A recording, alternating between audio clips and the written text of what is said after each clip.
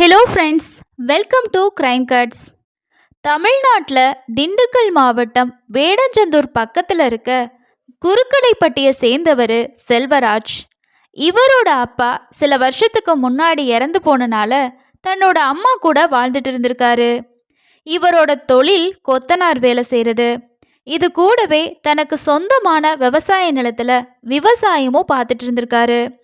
இது மூலமாக வரக்கூடிய வருமானம் அவங்களோட குடும்பத்தை ரன் பண்ண போதுமானதாகவே இருந்திருக்கு. தன்னோட நண்பர்களோட சேர்ந்து செல்வராஜ் ஒரு நிதி நிறுவனத்தையும் நடத்திக்கிட்டு இருந்திருக்காரு. இவங்களுக்கு விவசாய நிலத்துக்கு பக்கத்திலேயே பூர்வீக வீடும் இருந்திருக்கு. அதனால செல்வராஜ் ஊரில் நல்ல நிலைமையில தான் வாழ்ந்துட்டு இருந்திருக்காங்க. இவரோட அம்மா மகனுக்காக வரன் பார்க்க ஆரம்பிக்கிறாங்க. பக்கத்து ஊர்ல சொந்தக்காரங்க மூலமா சுபாஷினி அப்படிங்கிற பெண்ணோட ஜாதகம் கிடைக்குது. ரெண்டு வீட்டு சைட்லையும் முறைப்படி பார்த்து பேசி எல்லாருக்குமே பிடிச்சு போனனால செல்வராஜ் சுபாஷினியோட கல்யாணம் அவங்க குறிச்ச தேதியில நடக்குது. கல்யாணத்துக்கு அப்புறமா செல்வராஜ் சுபாஷினி தம்பதி அவங்களோட வாழ்க்கைய ரொம்பவே சந்தோஷமா ஆரம்பிக்கிறாங்க. மாமியார் சவுந்தரம்மாள் மட்டும் தோட்டத்து வீட்டில் தங்க ஆரம்பிச்சிருக்காங்க. மகனும் மருமகளும் ஊருக்குள்ள இருக்கக்கூடிய சொந்த வீட்டில் வாழ்ந்துட்டு இருந்திருக்காங்க. கல்யாணத்துக்கு அப்புறமா சுபாஷினி எந்த பிரச்சனையுமே இல்லாமல் வீட்டு வேலையை மட்டுமே பார்த்துக்கிட்டு ஜாலியாக அவங்களோட லைஃப்பை வாழ்ந்திருக்காங்க. எப்பயாவது மட்டும்தான் தோட்டத்து வீட்டுக்கு போகிறது வாரதுன்னு இருந்திருக்காங்க. ஒரு சில மாதங்கள்லேயே சுபாஷினி கன்சீவ் ஆனனால அடிக்கடி அவங்களோட அம்மா வீட்டுக்கு போகவும் ஆரம்பிச்சிருக்காங்க. இதனால செல்வராஜ் அவரோட அம்மா கூட தோட்டத்து வீட்டிலேயே தங்கி இருந்திருக்காரு. அதுக்கப்புறமா இவங்களுக்கு ஒரு ஆண் குழந்தை பிறக்குது. குழந்தை பிறந்து சில மாசங்கள் அம்மா வீட்டில் இருந்துட்டு சுபாஷினி பையனோட கணவர் வீட்டுக்கு வர்றாங்க. பையன் கணவன் கூட சுபாஷினியோட வாழ்க்கை எப்பவும் போல போக ஆரம்பிக்குது. கல்யாணமாகி 6 வருஷங்கள் இவங்களோட லைஃப் போய்கிட்டு இருக்கப்பதான் யாருமே எதிர்பார்க்காத ஒரு சோகமான விஷயம் அவங்களோட குடும்பத்தில் நடக்குது. செல்வராஜ் தோட்டத்தில் ஏதாவது வேலை இருந்துச்சு அப்படின்னா அதை முடிச்சுட்டு அம்மா கூடயே தோட்டத்து வீட்டிலையே நைட்டு தங்கிடுவார். அப்படிதான் மார்ச் 31, 2022 அன்னைக்கும் தோட்டத்தில் வேலையை முடிச்சுட்டு தோட்டத்தில் இருக்கக்கூடிய வீட்டில் 60 வயசான தன்னோட அம்மா சவுந்தரம்மாள் கூட நைட்டு தூங்க போயிருக்காரு. இதுதான் தன்னோட வாழ்நாளில் கடைசி நாள் அப்படின்னு தெரியாம செல்வராஜ் தூங்கிட்டு இருந்திருக்காரு. பெரும்பாலான கிராமங்களில் இந்த மாதிரி தோட்டத்து வீட்டில் வெளியில் கைத்துக்கட்டில் போட்டு தூங்குறத தான் எல்லாருமே பழக்கமாக வச்சுருப்பாங்க. அதே மாதிரி தான் இவங்க 2 பேரும் தூங்கிட்டு இருந்திருக்காங்க. இவங்க வீட்டில் மாடுகளும் வளர்க்குறாங்க. டெய்லியும் விடிய காலையில் பால்காரர் வந்து பால் கறந்துட்டு போவார். அப்படிதான் ஏப்ரல் 1, 2022 அன்னைக்கும் விடிய காலையில் செல்வராஜோட தோட்டத்து வீட்டுக்கு போன பால்காரர் ரொம்பவே ஷாக்காகி நிற்கிறாரு. ஃபஸ்ட்டு கேட்டுக்கு வெளியே நின்று ரொம்ப நேரமாக சவுந்தரம்மாளை கூப்பிட்டுட்டே இருந்திருக்காரு. ஆனால் யாருமே வரல. அதுக்கப்புறமா ஏன் அவங்க வரல, தூங்கிட்டு இருக்காங்களா அப்படின்னு சொல்லி பார்க்கறதுக்காக கேட்டை ஓப்பன் பண்ணிக்கிட்டு தோட்டத்து வீட்டுக்குள்ளே போகிறாரு.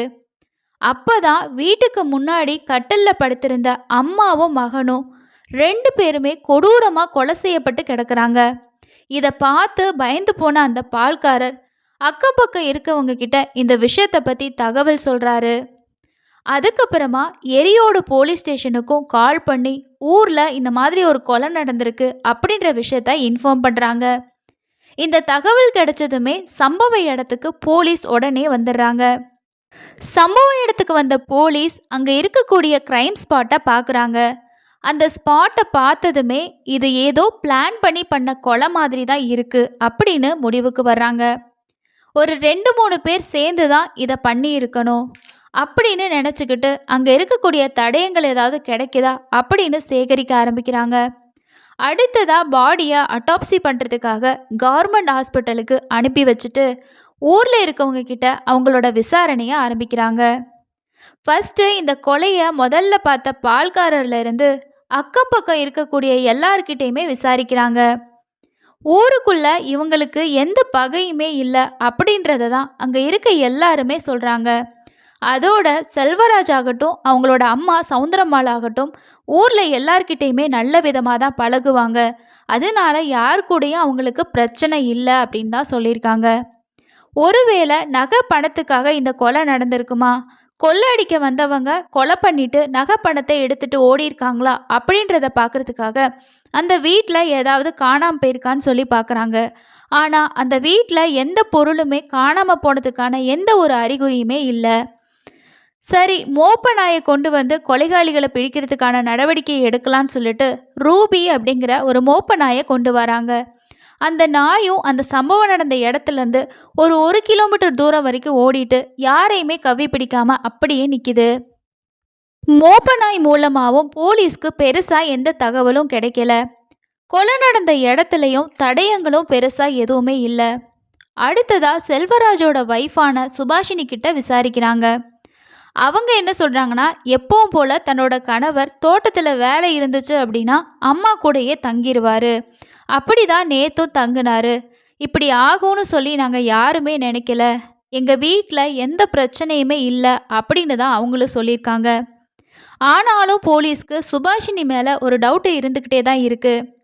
செல்வராஜ் நிதி நிறுவனம் நடத்துறதுனால அதில் ஏதாவது கொடுக்கல் வாங்கல் பிரச்சனை இருந்து இந்த கொலை நடந்திருக்குமா அப்படின்னு நினச்சி அவரோட மொபைல் நம்பரோட கால் ஹிஸ்ட்ரியை போலீஸ் எடுத்து அதுலேயும் செக் பண்ணி பார்க்குறாங்க. அது கூடவே அந்த நிதி நிறுவனத்தில் பார்ட்னர்ஸாக இருக்கக்கூடியவங்க கிட்டேயும் நிதி நிறுவனத்தில் ஏதாவது பிரச்சனை இருக்கா, யார்கிட்டையாவது பணம் கொடுக்கல் வாங்கல தகராறு இருக்கா அப்படின்னு சொல்லி போலீஸ் விசாரிக்கிறாங்க. அவங்க எல்லாருமே சொன்ன தகவல் படி தொழிலையும் செல்வராஜுக்கு எந்த ஒரு பிரச்சனையுமே இல்லை அப்படின்னு தான் தெரிய வருது. ஊர்லையாகட்டும், தொழில் நடக்கக்கூடிய இடத்துலையாகட்டும் செல்வராஜை பற்றி விசாரித்த எங்கேயுமே செல்வராஜுக்கு எந்த ஒரு பகையுமே இல்லை, பிரச்சனையும் இல்லை அப்படின்ற விஷயந்தான் போலீஸ்க்கு தெரிய வருது.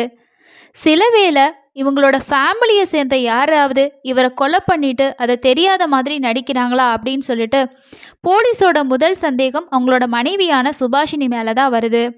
சுபாஷினியோட மொபைல் நம்பர் எடுத்து அவங்களோட கால் ஹிஸ்ட்ரியை போலீஸ் செக் பண்ணி பார்க்குறாங்க. அதில் தான் அவங்களுக்கு முக்கியமான ஒரு க்ளூ வந்து கிடைக்கிது. இந்த சுபாஷினி ஒரு நம்பருக்கு அடிக்கடி கால் பண்ணி பேசியிருக்காங்க, அதுவும் மணிக்கணக்கில் பேசியிருக்காங்க. சம்பவம் நடந்ததாக சொல்லக்கூடிய அன்னைக்கு கூட, அதாவது விடிய காலையில் 5 மணிக்கு கூட அந்த நம்பர்லேருந்து சுபாஷினி நம்பருக்கு கால் வந்திருக்கு. அப்போவும் அவங்க ரொம்ப நேரம் பேசியிருந்திருக்காங்க. அதுக்கப்புறமா மற்ற நம்பர்கள் யார் அப்படின்னு பார்த்தா அவங்களோட ஃபேமிலியில் இருக்கக்கூடிய மெம்பர்ஸ் தான். நெக்ஸ்ட்டு போலீஸ் இந்த நம்பர் யார், எதுக்காக இவங்க இவ்வளோ மணிக்கணக்கில் பேசியிருக்காங்க, அப்படி என்ன தான் இந்த சுபாஷினிக்கும் அந்த நம்பருக்கும் லிங்க் இருக்குது அப்படின்றத தெரிஞ்சுக்கிறதுக்காக அந்த நம்பரோட ஓனர் பற்றின தகவல்களை கேதர் பண்ணுறாங்க. அந்த மொபைல் நம்பரோட ஓனர் 29 வயசான கோபி கிருஷ்ணன் அப்படின்னும் இவரோட ஊர் ஒத்தப்பட்டி கிராமம்னு தெரிய வருது. இவர் செல்வராஜோட உறவினராகவும் இருந்திருக்காரு. சுபாஷினிக்கு இந்த நபர் தம்பி முறை அப்படின்னு சொல்கிறாங்க. அதோட செல்வராஜோட நிதி நிறுவனத்தில் இவர் பார்ட்னராகவும் இருந்திருக்காரு. அது கூடவே இவர் பால் வியாபாரத்தையும் சைட் பிஸ்னஸாக பண்ணிகிட்டு இருந்திருக்காரு. இது எல்லாத்தையும் வச்சு பார்க்குறப்ப சுபாஷினிக்கு இந்த கொலையில் தொடர்பு இருக்க சான்ஸ் இருக்கும் அப்படின்னு நினச்ச போலீஸ் மறுபடியும் அந்த லேடி கிட்ட விசாரிக்க ஆரம்பிக்கிறாங்க. 2வது முறை சுபாஷினி கிட்ட நடத்தின விசாரணையில் அவங்க முதல் டைம் சொன்னது விஷயம் இல்லாமல் வேறு மாதிரியான சில விஷயங்களை சொல்ல ஆரம்பிச்சிருக்காங்க. அப்போது ஆரம்பத்திலையும் இப்போ சொன்ன தகவல்களும் இவங்க ஏற்கனவே ப்ரிப்பேர் ஆகி சொன்ன மாதிரி தான் இருக்குது அப்படின்னு நினச்ச போலீஸ் ஒரு சிறப்பான விசாரணையை சுபாஷினி கிட்ட நடத்துகிறாங்க. அதில் தான் செல்வராஜோட கொலைக்கான முக்கியமான காரணம் என்ன அப்படின்னு சொல்லி வெளிவந்திருக்கு. மனைவியே கணவனையும் மாமியாரையும் பிளான் பண்ணி கொலை பண்ணதை ஒத்துக்கிட்டாங்க. அவங்களோட ஸ்டேட்மெண்ட்டில் என்ன சொல்லியிருக்காங்க, 6 வருஷத்துக்கு முன்னாடி சுபாஷினிக்கு அவங்களோட பேரண்ட்ஸ் பார்த்து தான் கல்யாணம் பண்ணி வச்சுருக்காங்க. ஆரம்பத்தில் தன்னோட கணவர் கூட ரொம்பவே சந்தோஷமாக தான் இவங்களோட வாழ்க்கையை ஆரம்பிச்சிருக்காங்க. பையன் பிறக்கிற வரைக்கும் 2 பேரும் நல்லபடியாக தான் இருந்திருக்காங்க. நெக்ஸ்ட்டு இவங்க ஊருக்கு வந்ததுக்கப்புறமா கணவரோட ஃபைனான்ஸில் தூரத்து சொந்தக்காரனான கோபி கிருஷ்ணன் அப்படிங்கிறவர் பார்ட்னராக சேர்ந்துருக்காரு. அடிக்கடி ஃபைனான்ஸ் விஷயமாக பேசுகிறதுக்காக செல்வராஜோட வீட்டுக்கு இந்த கோபி கிருஷ்ணன் வரும்போது தன்னோட அக்கா முறையான சுபாஷினி மேலே அந்த பையனுக்கு ஒரு இன்ட்ரெஸ்ட் வந்திருக்கு. கல்யாணம் ஆகல, அக்காவா இருந்தாலும் பார்க்க கொஞ்சம் கலரா அழகா இருக்காங்க, பேசி பார்க்கலாம், அவங்களுக்கும் பிடிச்சிருந்துச்சு, ஓகே அப்படின்னா இவங்க கூட நம்ம ஒரு ரிலேஷன்ஷிப் வச்சுக்கலாம் அப்படின்னு அந்த பையன் நினச்சிருக்கான். ஆரம்பத்தில் செல்வராஜ் வீட்டில் இருக்கப்ப வந்து போன கோபிகிருஷ்ணன் அக்கா கிட்ட தனியாக பேசி தன்னோட விருப்பத்தை வெளிப்படுத்தலாம் அப்படின்னு நினச்சி அவர் இல்லாதப்பவும் வர ஆரம்பிச்சிருக்கான். சுபாஷினி தம்பி தானே அப்படின்னு சொல்லி நல்லா ஃப்ரீயாகவே அவங்ககிட்ட பேசியும் பழக ஆரம்பிச்சிருக்காங்க. கொஞ்ச நாள்லையே கோபிகிருஷ்ணன் தன் மேலே ஆசைப்படுறாரு அப்படின்னு சுபாஷினிக்கு தெரிய வருது. அடிக்கடி வீட்டுக்கு வந்து சுபாஷினி கிட்ட ரொம்ப அன்பாக பேச ஆரம்பிக்கிறான். இதை பார்த்த அவங்களும் தம்பி முறை கணவர் குழந்தைங்க இருக்காங்கன்னு நினைக்காம அவரோட க்ளோஸ் ஆக ஆரம்பிக்கிறாங்க. அதுக்கப்புறமா ஃபோனில் பேசவும் 2 பேரும் ஆரம்பிச்சிருக்காங்க. இது எதுவுமே செல்வராஜுக்கு தெரியல. அவர் வேலையில் ரொம்பவே பிஸியாக இருந்திருக்காரு. சுபாஷினி கோபிகிருஷ்ணன் கூட ஒரு இல்லீகலான ரிலேஷன்ஷிப்பில் எந்த ஒரு டிஸ்டர்பன்ஸும் இல்லாமல் கண்டினியூ பண்ணிட்டு இருந்திருக்காங்க. செல்வராஜ் தோட்ட வேலை இருந்துச்சு அப்படின்னா நைட் டைமில் அம்மா கூடவே தங்கிடுவார். இந்த நேரத்தை தனக்கு சாதகமாக பயன்படுத்திக்கிட்ட சுபாஷினி கோபிகிருஷ்ணனுக்கு கால் பண்ணி நைட்டு வீட்டில் யாருமே இல்லை, வந்தால் 2 பேரும் ஒன்றா இருக்கலாம் அப்படின்னு சொல்லி நிறைய டைம் அவரை வர வச்சு அவங்களோட வீட்டிலையே உல்லாசமாக இருக்க ஆரம்பிச்சிருக்காங்க. லேட் நைட்டில் வர்ற கோபிகிருஷ்ணன் விடியறதுக்கு முன்னாடியே கிளம்பி போகிறனால யாருக்குமே இதை பற்றி தெரிய வரவே இல்லை. இப்படியே இவங்களோட ரிலேஷன்ஷிப் போகிறப்ப தான் ஃபைனான்ஸில் பார்ட்னராக இருக்க கோபிகிருஷ்ணன் அவசரமாக எனக்கு ஒரு 7 லட்ச ரூபா பணம் தேவைப்படுது, தெரிஞ்சவங்க கிட்ட வாங்கி தர முடியுமா அப்படின்னு சொல்லி செல்வராஜ் கிட்ட கேட்குறாரு. செல்வராஜும் என்ன நினைக்கிறாருன்னா, நம்மளோட ஃபைனான்ஸ்லேயும் பார்ட்னராக இருக்காங்க, சொந்தக்காரன் வேற, ஸோ கண்டிப்பாக நம்ம வாங்கி கொடுத்தோம் அப்படின்னா அமௌண்ட்டை கரெக்டாக திருப்பி கொடுத்துருவாங்க அப்படின்னு சொல்லி வாங்கி கொடுத்துருக்காரு. அதுக்கு அடுத்தது இந்த பணத்தை திருப்பி கொடுக்கறதுல 2 பேருக்கு இடையில சில பிரச்சனைகள் ஏற்பட்டதாகவும் சொல்லப்படுது. அதனால செல்வராஜ் கோபிகிருஷ்ணன் கூட பேசுகிறத குறைச்சிக்கிட்டாரு. தொழில் ரீதியாக 2 பேருக்கு இடையிலையும் மனக்கசப்பு அப்படின்றனால அடிக்கடி கோபிகிருஷ்ணனால் செல்வராஜ் வீட்டுக்கு போக முடியாமல் இருந்திருக்கு. நைட் டைம்லையும் எப்பயாவது தான் போகிறனால சுபாஷினி ரொம்பவே ஃபீல் பண்ணவும் ஆரம்பிக்கிறாங்க. சுபாஷினிக்கு கோபிகிருஷ்ணன் கூட தவறான பழக்கம் இருக்க விஷயம் அக்கம் பக்கத்தில் இருக்கவங்க மூலமாக செல்வராஜோட காதுக்கும் போகுது.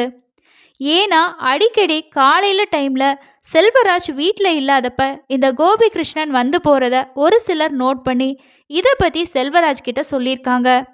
இதை கேட்டதுமே தன்னோட மனைவி இந்த மாதிரி ஒரு விஷயத்த செய்கிறாளா அப்படின்னு சொல்லி தன்னோட மனைவியான சுபாஷினி கூட செல்வராஜ் சண்டை போட்டிருக்காரு. அதே போல் மாமியார் சவுந்தரம்மாளுக்கும் இந்த விஷயம் தெரிய வந்திருக்கு. அவங்களும் தன்னோட மருமகளை ஒழுங்காக வாழ்கிற வழியை பாரு அப்படின்னு சொல்லி அட்வைஸ் பண்ணியிருக்காங்க. கணவருக்கும் மாமியாருக்கும் தன்னோட தவறான உறவு பற்றின தகவல் தெரிஞ்சனால முன்ன மாதிரி சுபாஷினியால் கோபிகிருஷ்ணன் கூட பேசவோ பார்க்கவோ முடியலை. அப்போ தான் இவங்க என்ன நினைக்கிறாங்க அப்படின்னா, நம்ம சந்தோஷமாக இருக்கணும் அப்படின்னா இவங்க 2 பேரும் உயிரோடு இருக்கவே கூடாது அப்படின்னு சுபாஷினி முடிவு பண்ணுறாங்க. இந்த விஷயத்தை பற்றி கோபிகிருஷ்ணன் கிட்டேயும் சொல்கிறாங்க. அவர் என்ன நினைக்கிறாருன்னா, செல்வராஜை கொலை பண்ணிட்டோம் அப்படின்னா சுபாஷினி கூட சந்தோஷமாக இருக்கலாம், இன்னொரு பக்கம் நம்ம வாங்கின கடனையும் கொடுக்க தேவையில்லை, நிதி நிறுவனத்தில் இருக்கக்கூடிய பணத்தையும் நம்மளே எடுத்துக்கலாம் அப்படின்னு நினச்சி இந்த கொலைக்கான திட்டத்தை போடுறாரு. இவங்களோட பிளான் படி மார்ச் 31 நைட் அன்னைக்கு கிருஷ்ணன் தன்னோட நண்பர்கள் 4 பேர்த்த கூட்டிக்கிட்டு காரில் செல்வராஜோட தோட்டத்துக்கு கிளம்பி போகிறாங்க. மிட் நைட் அப்படிங்கிறனால செல்வராஜ் ஆகட்டும் அவங்களோட அம்மாவாகட்டும் ரொம்பவே அசந்து அவங்க வீட்டுக்கு முன்னாடி தூங்கிட்டு இருந்திருக்காங்க. இந்த 4 பேரும் தான் கொண்டு போன அரிவாளை எடுத்து தூக்கத்தில் இருந்த செல்வராஜையும் அவரோட அம்மாவையும் சரமாரியாக வெட்ட ஆரம்பிக்கிறாங்க. எதிர்பார்க்காத இந்த தாக்குதலில் 2 பேருமே அந்த இடத்துல துடிச்சு இறந்து போகிறாங்க. அதுக்கப்புறம் இந்த கொலை சம்பவத்தை முடிச்சுட்டு அந்த இடத்துல இருந்து இந்த கும்பல் தப்பிச்சு போகிறாங்க. செல்வராஜை கொலை பண்ணிட்டோம், இனிமே நம்மளுக்கு பிரச்சனை இருக்காது அப்படின்ற விஷயத்த கோபிகிருஷ்ணன் காலையில் 5 மணிக்கு சுபாஷினிக்கு கால் பண்ணி சொல்லியும் இருக்காரு. இதை கேட்டுட்டு வீட்டில் எதுவுமே தெரியாத மாதிரி சுபாஷினி இருந்திருக்காங்க. அதுக்கப்புறமா தான் ஊரில் இருக்க சில பேர் இந்த மாதிரி உங்களோட கணவரையும் மாமியாரையும் யாரோ கொலை பண்ணிட்டாங்க அப்படின்னு சொன்ன தகவலை கேட்டு சம்பவ இடத்துக்கு வந்து அவங்கள பார்த்து கத்தி கதறி அழுதுருக்காங்க. ஊரில் ஒரு கொலை நடந்திருக்கு அப்படின்ற விஷயம் ஊரில் இருக்க எல்லாருக்குமே தெரிஞ்சனால அந்த சம்பவ இடத்துக்கு எல்லாருமே வந்திருக்காங்க. அந்த கூட்டத்தில் தான் இந்த கொலையை பண்ண கோபிகிருஷ்ணனும் இருந்து என்ன நடக்குது, போலீஸ் வந்து எப்படி விசாரிக்கிறாங்க, நம்ம மாட்டுவோமா மாட்ட மாட்டோமா அப்படின்றத பற்றி நோட் பண்ணிக்கிட்டு இருந்திருக்காரு. இதுதான் அன்னைக்கு நடந்துச்சு அப்படின்னு சுபாஷினி அவங்களோட ஸ்டேட்மெண்ட்டில் சொல்லியிருக்காங்க. இதை கேட்ட போலீஸ் கோபிகிருஷ்ணன், அவரோட நண்பர்களான ஆனந்த், கிருஷ்ணன், அதுக்கப்புறம் இன்னொரு 16 வயசு பையனையும் அரெஸ்ட் பண்ணுறாங்க. மொத்தமாக இந்த கொலையில் சுபாஷினியோட உட்பட 5 பேரையும் அரெஸ்ட் பண்ணி கோர்ட்டில் ஆஜர்படுத்தி சிறையில் அடைச்சிருக்காங்க. இந்த கேஸ் இன்னமும் நடந்துக்கிட்டு தான் இருக்குது. கணவர் இல்லைன்னா நம்ம சந்தோஷமாக இருக்கலான்னு நினச்ச கள்ளக்காதல் ஜோடி இப்போ கம்பிக்கு பின்னாடி தங்களோட காதலை வளர்த்துக்கிட்டு இருக்காங்க. இந்த சம்பவத்தில் எதுவுமே தெரியாத 5 வயசு பையன் இப்போ அனாதையாகி இருக்கான்.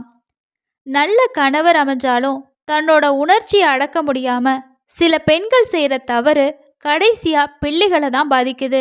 இந்த சம்பவத்திலையுமே தனக்கு ஒரு நல்ல வாழ்க்கை கிடைச்சும் இந்த பெண் அதை சரியாக பயன்படுத்திக்கலன்னு தான் சொல்லணும்.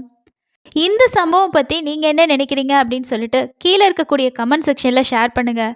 இது போல் உண்மையான க்ரைம் சம்பவங்களை விரிவாக தெரிஞ்சுக்கிறதுக்கு நம்ம சேனலை சப்ஸ்கிரைப் பண்ணிக்கோங்க. அடுத்த இன்னொரு க்ரைமில் சந்திக்கலாம். நன்றி.